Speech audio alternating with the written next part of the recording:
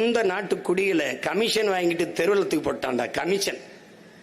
ஒரு முதலாளி ராம்கிங்கிற நிறுவனம் யாரு? யார் அவரு? சென்னையை தூய்மையா வைத்துக் கொள்ளணும்னா எங்கேயும் கோயில நேர்ந்துக்கிட்டானா? நான் உங்க மாநிலத்தை உங்க நகரத்தை சுத்தம் பண்ணி தரேன்னு சொல்லு.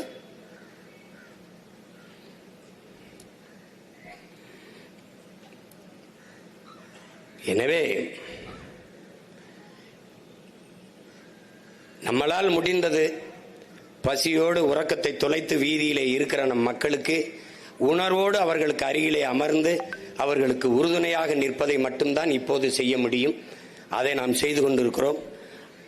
நியாயமான கோரிக்கையை வைத்து தனியார் மயமாக்குவதை நிறுத்த வேண்டும். எல்லாவற்றையும் தனியார் மயமாக்குவது என்பதை ஏற்க முடியாது.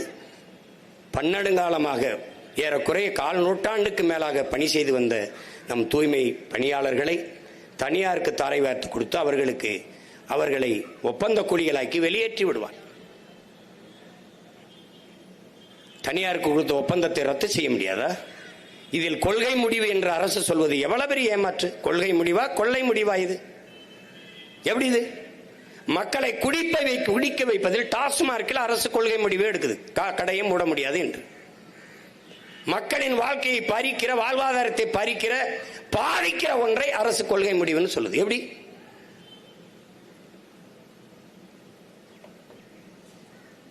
ஒரு முதலாளி ஒப்பந்தம் எடுக்கிற ஒரு முதலாளி வாழ இத்தனை ஆயிரக்கணக்கான தொழிலாளர்களின் நலனை குப்பையாக்குகிறது.